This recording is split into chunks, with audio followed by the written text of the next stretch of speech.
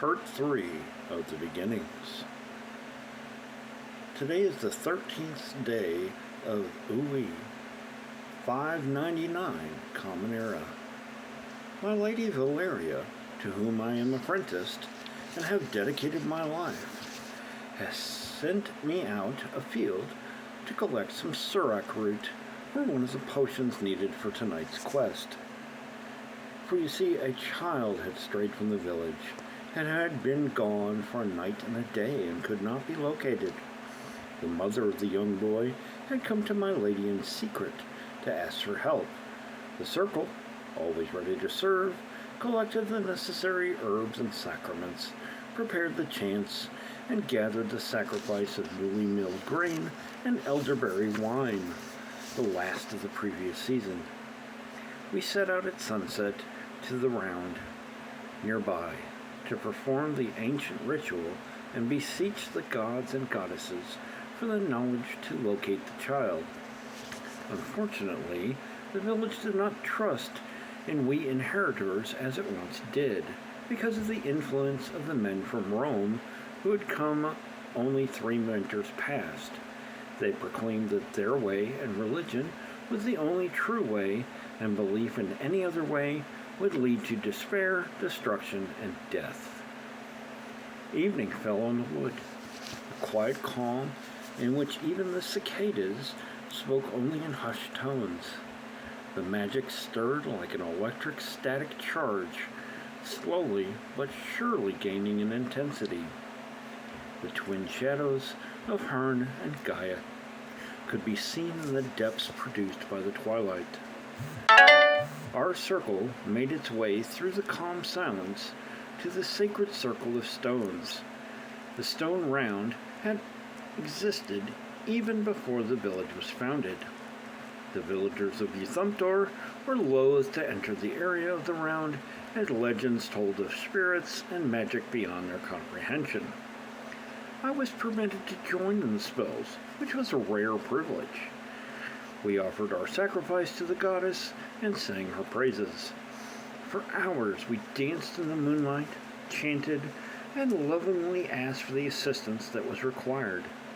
At midnight, a cool, opaque mist settled around the sacred circle, though not a single wisp touched the round. We stopped in reverence and waited for the sign that the goddess was among us. Upon the cry of a lone eagle, heard through the wood and seeming to come from both everywhere and nowhere, a path cleared in the mist in the direction of the northern hills, an area of great natural abundance. Upon this path appeared a young doe that seemed to glow in the starlight. After gazing intently at the sisters for what seemed just a moment, yet felt of eternity, the doe turned and strode slowly down the path. After a short distance, it stopped, turned its head, and gazed at my lady with the intensity of the noonday sun. Continuing on, it was closely followed by all of us. After a trek of considerable distance, we came upon a glen surrounded on 3 sides by brambles overflowing with wild blackberries, and lit up with hundreds of fireflies. It appeared, as I often imagined Summerland would. I was so taken by the beauty of it all that I fell to my knees in awe. In the exact center of the glen, I saw him. Crumpled in a mound in the center of the glen was the boy, his face purple with berries, not a care affecting his demeanor, and snoring like a bear with apnea. My lady decided to wake the boy so he could explain what had happened. His tale started with him exploring the wood, only to lose track of direction and getting lost.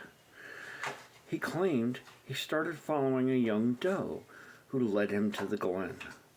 He reiterated that he knew that he would be safe there until his rescue. When he was questioned about this knowledge, he answered with absolute certainty that he had dreamed that my lady and her circle specifically would be the ones to come and retrieve him. He even greeted me by name, which came as a shock as we had never before met. The sisters glanced at each other, and it was agreed, without a spoken word, that the child should be drained in the order. Upon our return to the village, there was much excitement and rejoicing, especially on the part of the mother.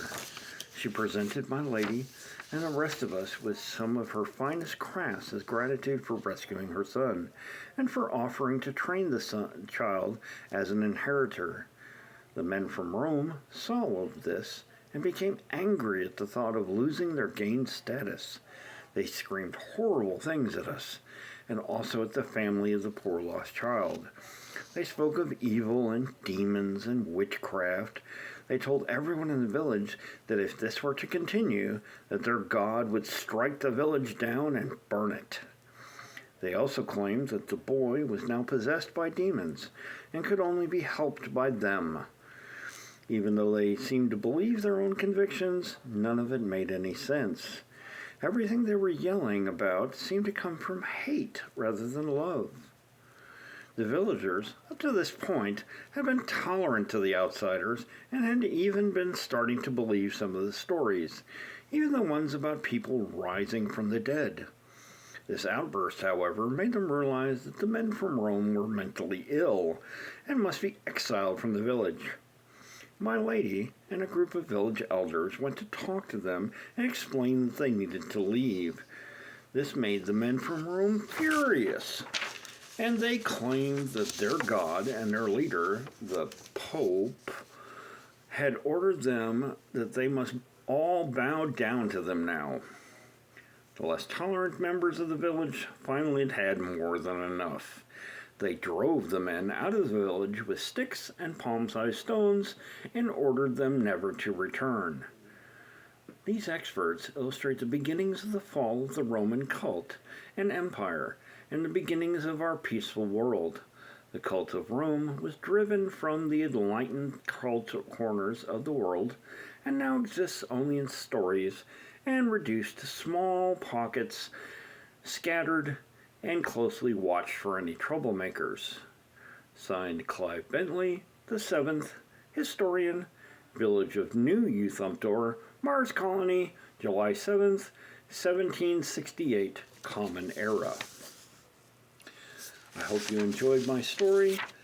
It is the first chapter of an anthology that I will be writing in the near future. Thank you.